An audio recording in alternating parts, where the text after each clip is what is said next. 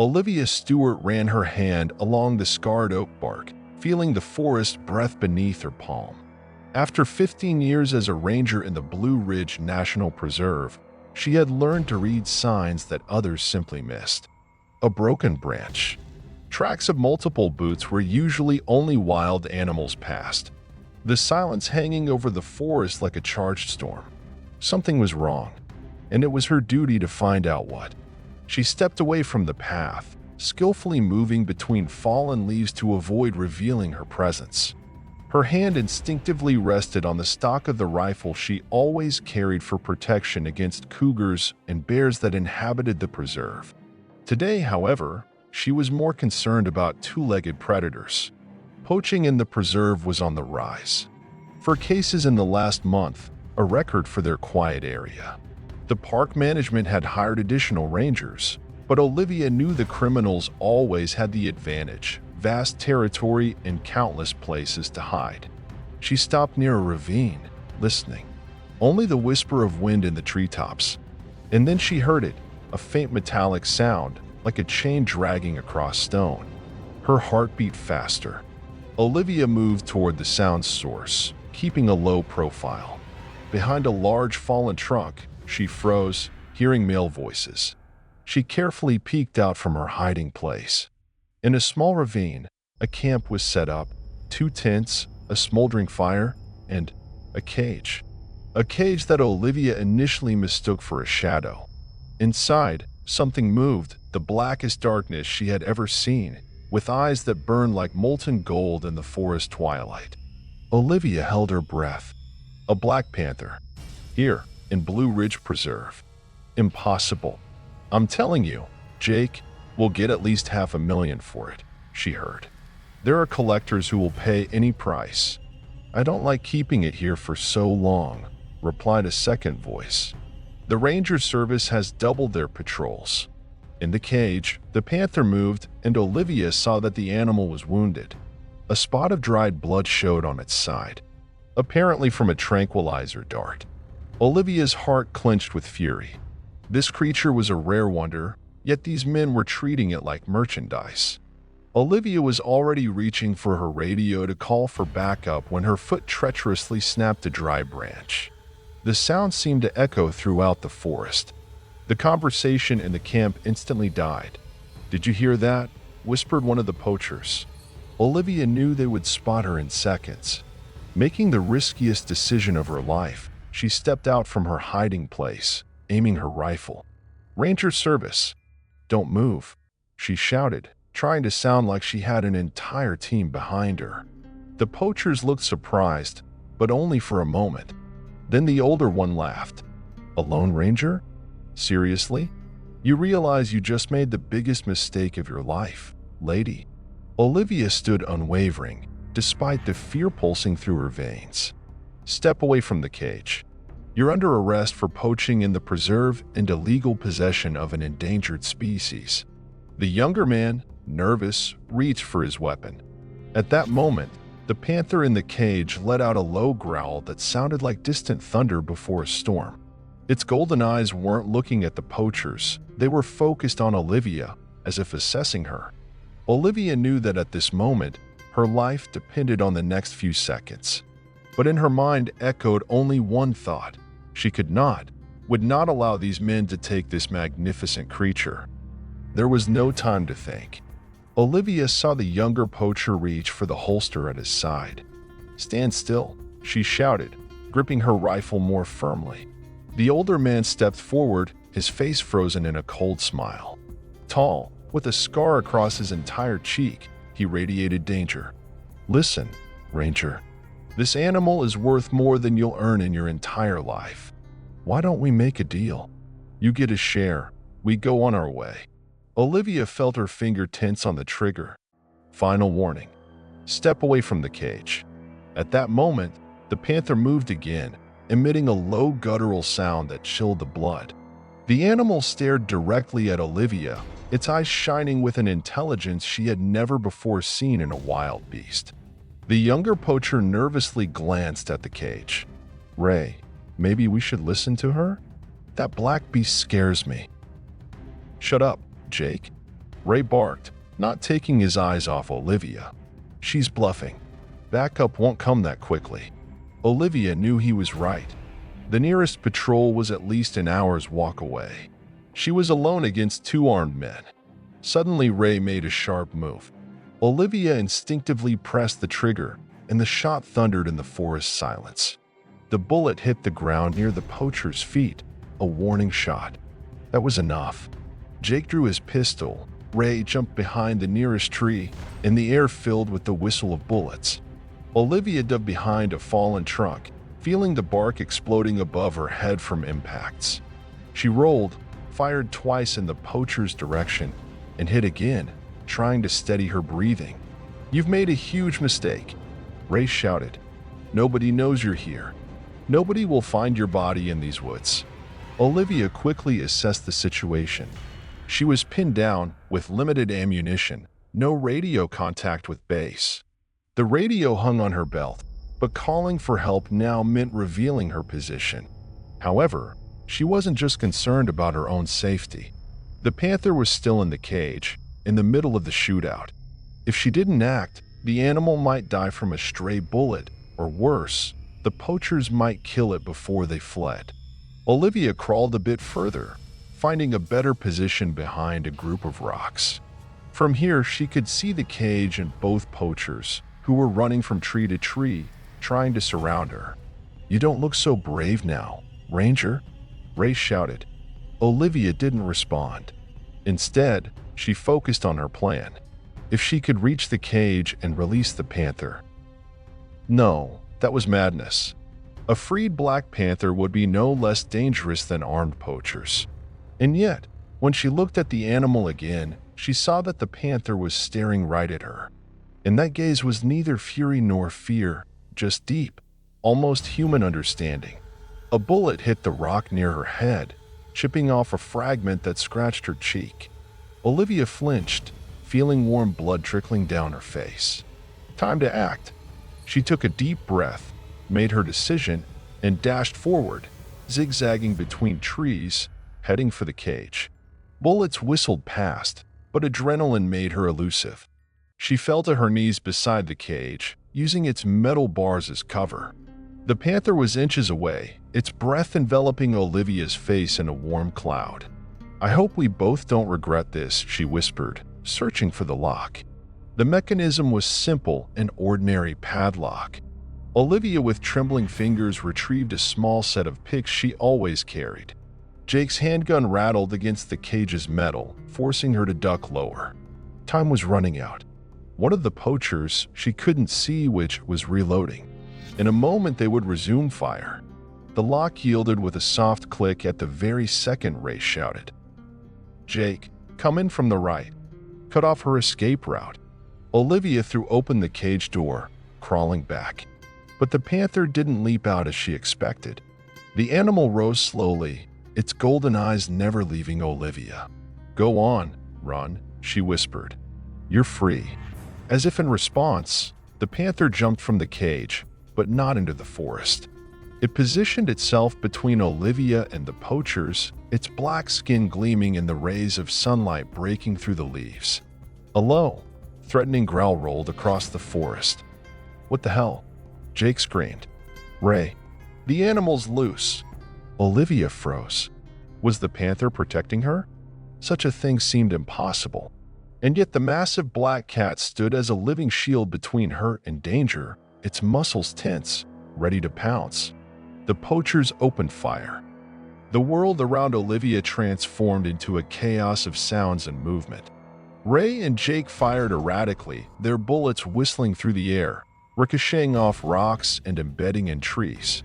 But the Panther remained steadfast, its body a black shadow before Olivia. "Kill it," Ray shouted. "Don't let that beast get close." The Panther moved with lightning speed. It crouched, then leapt forward in a zigzag motion almost impossible to track with the human eye. Jake screamed as the massive black body crashed into him, knocking the pistol from his hand. He fell, the Panther looming over him, its fangs bared in a threatening growl, but it didn't attack. Olivia used this moment to aim at Ray. "Drop your weapon. Now." Ray looked shocked. His eyes darted between her and the panther that had pinned Jake to the ground. "What the hell? What did you do to that animal?" "Last chance," said Olivia, her voice steely. "Drop the weapon." With a curse, Ray finally complied, throwing his gun to the ground. Olivia quickly collected it, keeping the poachers at gunpoint.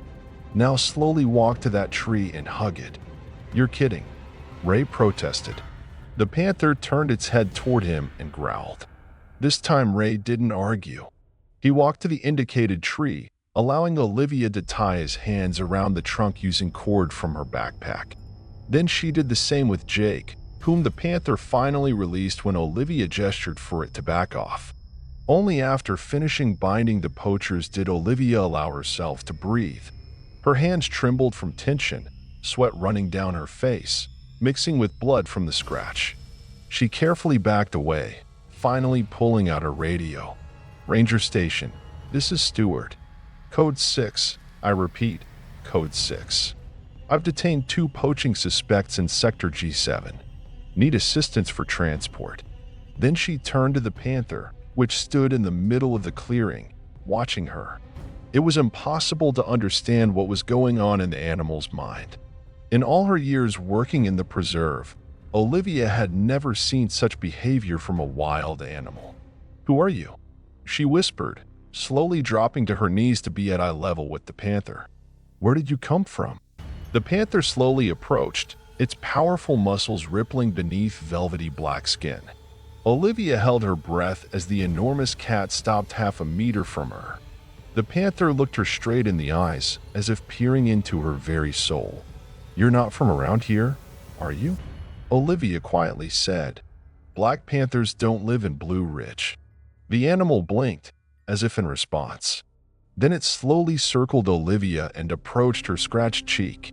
Before Olivia could react, the panther carefully licked her wound with its rough tongue. Olivia froze, afraid to even breathe. This gesture was so human, so caring. "You don't understand what's happening," Ray called from the tree, his voice tense with anger. "That animal is worth millions, and you won't be able to keep it here forever." Olivia ignored him, not taking her eyes off the panther. "You're injured," she said, noticing blood on the animal's side. "Let me help you." Slowly, very slowly, she extended her hand. The panther didn't back away. Instead, it allowed Olivia to gently touch its wounded side. The wound wasn't deep, but needed treatment. "My colleagues will be here soon," Olivia said softly. "But you need a vet." "You're crazy," said Jake, watching them with wide eyes. "It's a wild animal. It could tear you to pieces." The panther turned its head in his direction, and he fell silent. Olivia opened a water bottle, poured some on a clean handkerchief, and carefully began cleaning the panther's wound. The animal flinched but remained still, allowing her to work. "I'll let you in on a secret," Olivia whispered to the panther, as if they were old friends. "I've wanted to see a panther in the wild my entire life, but I never thought it would happen here, in Blue Ridge." The radio crackled. "Stewart, this is base. Support team dispatched. Arrival in 40 minutes. What's the situation?" Olivia responded, describing the poachers and the situation, but she didn't mention the panther. Not yet. First, she needed to understand what was happening. The sun began to set, casting long shadows across the clearing. Olivia knew that soon she would have to make a decision about the panther. According to protocol, she should report it so the animal could be examined and probably relocated to a zoo or reserve where such exotic animals are kept. But something in the panther's golden eyes made her hesitate. "Good hunting, Stewart." Captain Murphy shook her hand as the poachers were led to the police van. "These 2 are wanted in 3 states, part of a larger exotic animal smuggling network." Olivia nodded, trying not to betray her unease. She still hadn't told anyone about the panther, which had disappeared into the forest immediately after backup arrived. Olivia had asked the panther to go, whispering, "Return to the forest. There will be too many people here soon." To her surprise, the animal obediently dissolved among the trees. They mentioned a cage, but we didn't find any animal, Murphy continued, surveying the camp. Perhaps it escaped during the confrontation? Perhaps, Olivia replied, not looking up. Her scratch had already been treated by a medic, though she refused to leave her post. The Forest Service will set up camera traps to track any unusual activity. Murphy nodded, satisfied. Tomorrow we'll return to thoroughly comb the area. For now, Stewart, rest. You've earned it. When everyone finally left, Olivia remained alone under the evening sky. She knew her behavior was unprofessional. She should have reported the Panther. But something inside her resisted. After the animal had saved her life, surrendering it to any institution felt like betrayal. In her cabin, located on the southern edge of the preserve, Olivia began researching. She immersed herself in articles about black panthers, discovering that technically they're not a separate species, but a melanistic form of leopard or jaguar.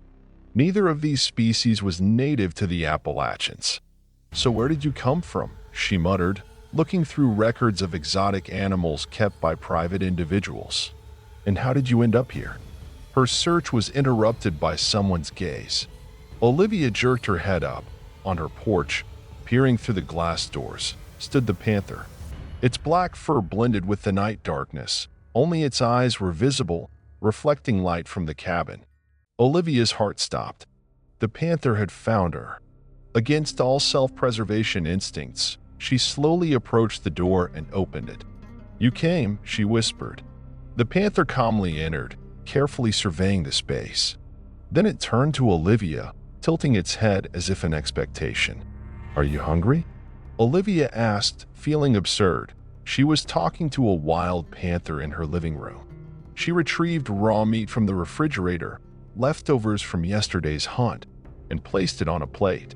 The panther approached, sniffed, then neatly began eating. Olivia sat nearby, watching the wild cat eat in her home as if it were the most natural thing in the world. "I need to give you a name," she said, observing how the lamplight reflected off the black fur. "What do you say about Shadow?" The panther raised its head, as if in approval. "Shadow, it is," Olivia smiled. That night, Shadow stayed in the cabin, curled up at Olivia's feet as she slept. And it was the most peaceful sleep Olivia had in many months. In the morning, she awoke with the realization that a decision needed to be made. She couldn't keep a wild panther as a pet. It was dangerous, illegal, and unfair to the animal. But as she prepared breakfast, Shadow sat by the door, watching her. In the daylight, Olivia noticed something strange. On the panther's neck was a mark from a collar, almost invisible under the thick fur.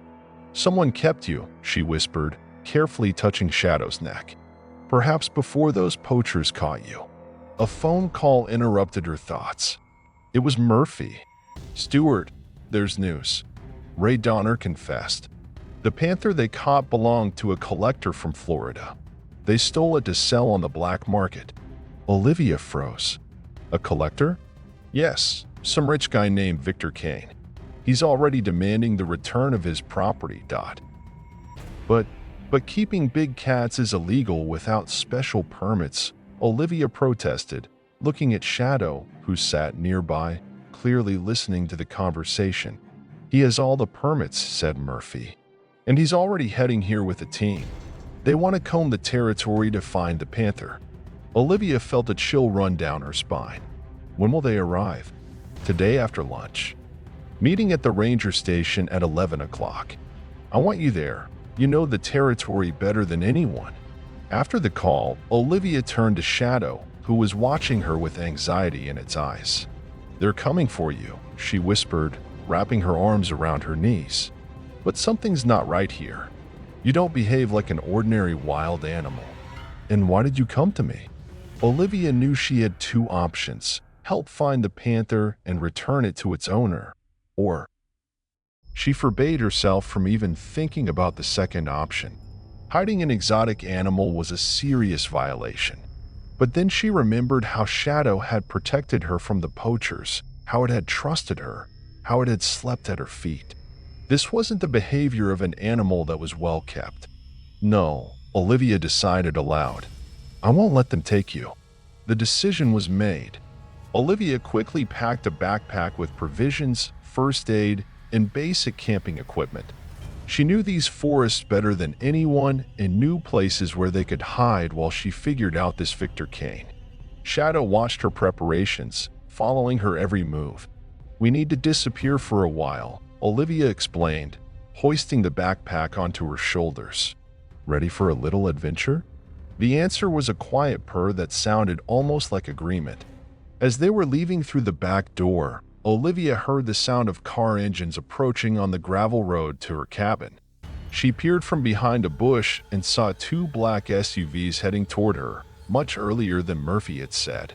Run, she whispered to Shadow, and together they moved into the forest, the green wall of trees swallowing them, concealing them from their pursuers' eyes. Olivia and Shadow moved through the forest as one, the woman using her knowledge of the territory, the panther, its instincts. They crossed streams to hide their scent, chose rocky areas where tracks wouldn't remain, kept to dense bushes. After an hour, Olivia stopped on a small hill where she could observe the valley. In the distance, she could see her cabin, now surrounded by several vehicles. Men in dark clothing had divided into groups and begun combing the area. They're not just searching for a panther, said Olivia. They're looking for me. Strange, isn't it? Shadow sat nearby, tensely watching the people below. Its eyes narrowed when a tall man in a light suit exited one of the cars. Even from a distance, it was obvious he was commanding the search operation.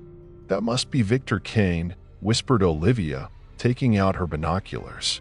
I wonder what kind of person keeps wild animals as toys. Through the binoculars, she discerned Kane's cold, aristocratic face.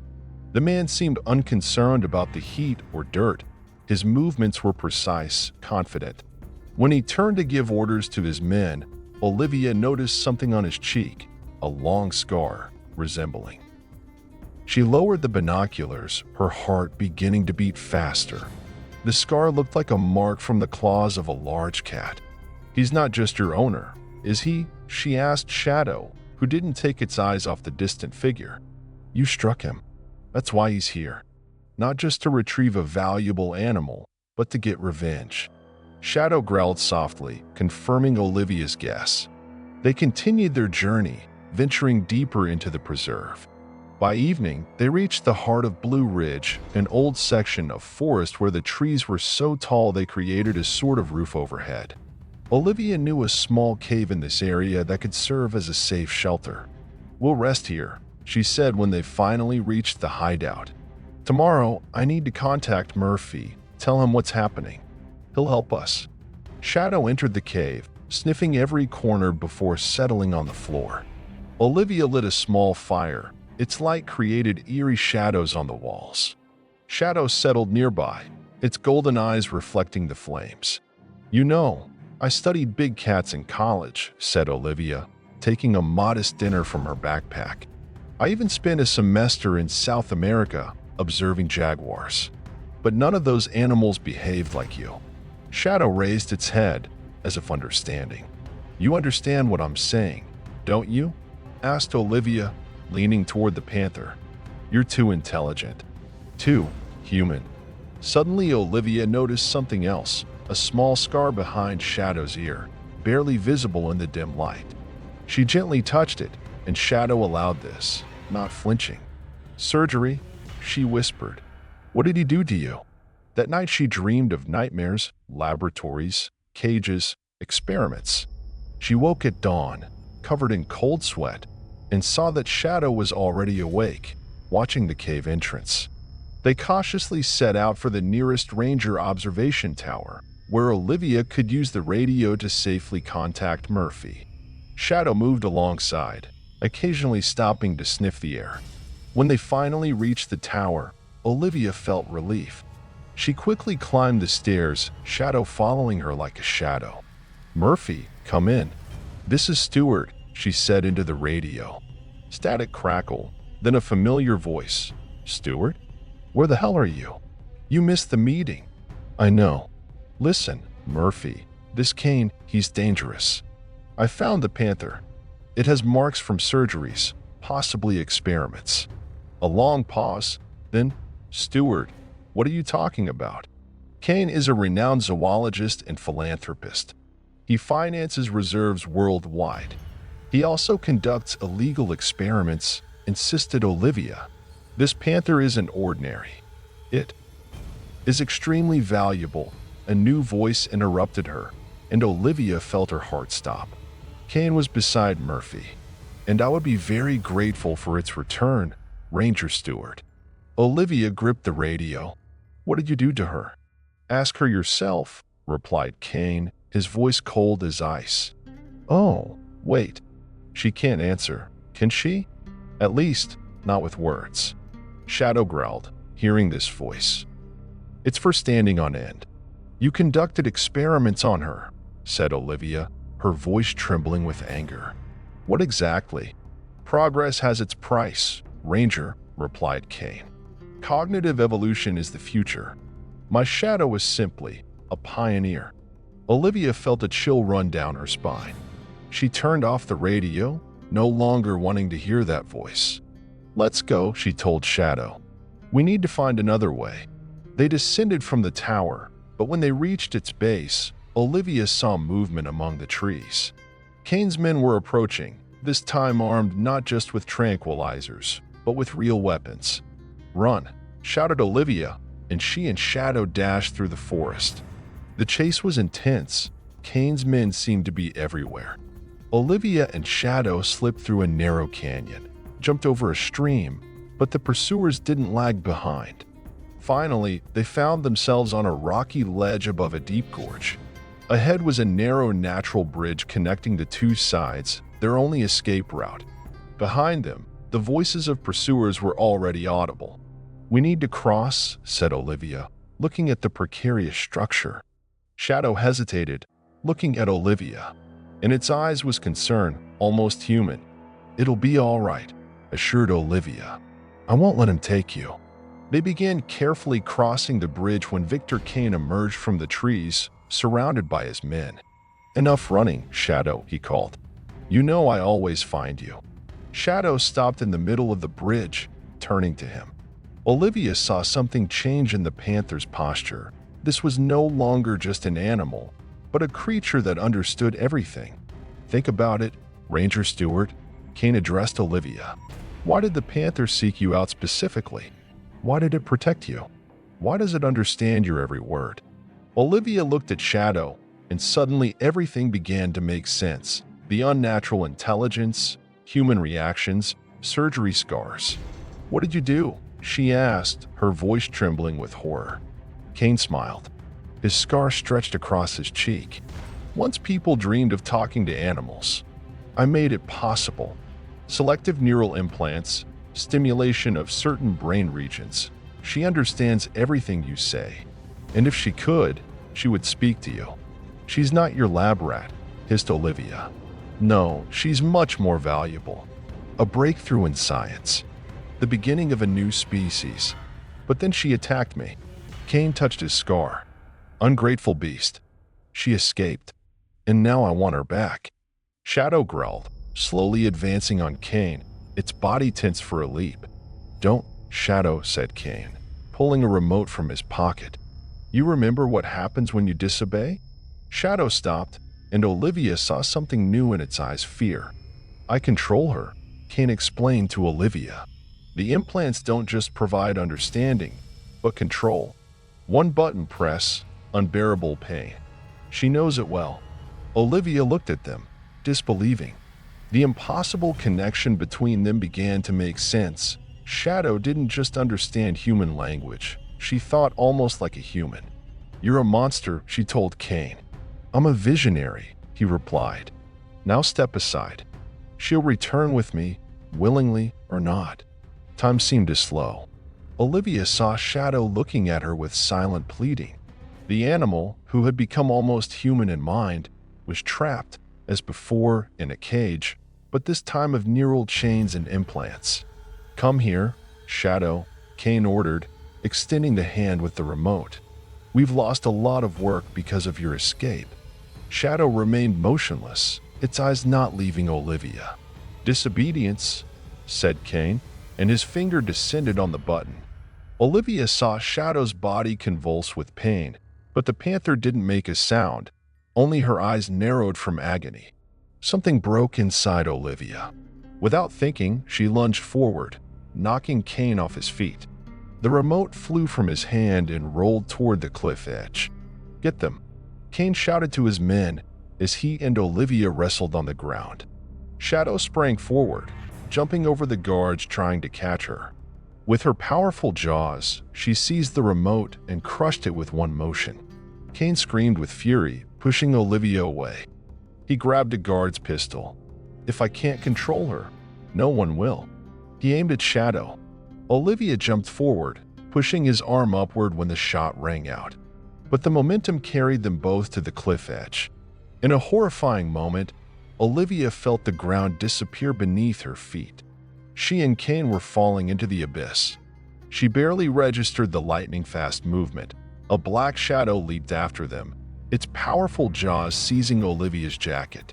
Shadow caught the cliff edge with her claws, holding both herself and Olivia, who was hanging over the precipice.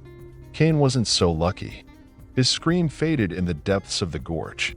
The guard stopped, watching as the panther with incredible strength held the woman. Olivia reached for the cliff edge, grasping roots and stones to help Shadow pull her up. When she managed to climb up, she embraced the panther's neck, feeling how strongly the animal's heart was beating. "Thank you," she whispered. "Now you're truly free." Over the next days, the story about poachers, illegal experiments, and Victor Kane's tragic death flooded the news. Shadow's medical examination confirmed the presence of neural implants, and documents from Kane's laboratory revealed the extent of his horrific experiments. But the greatest surprise was the court's decision regarding the panther's fate. Recognizing Shadow's unique status, an animal with enhanced intelligence, the court granted her special legal status and appointed Olivia as her official guardian. Today, a year after those events, Olivia stands on her cabin porch, watching as Shadow leisurely strolls through the forest around.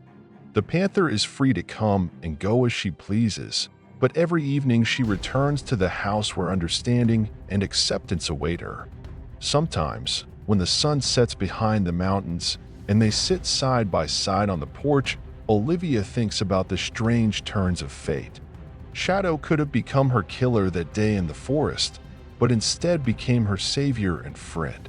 "You know," says Olivia, as Shadow cuddles against her legs, "some say you don't belong in this world, that you're stuck between human and animal."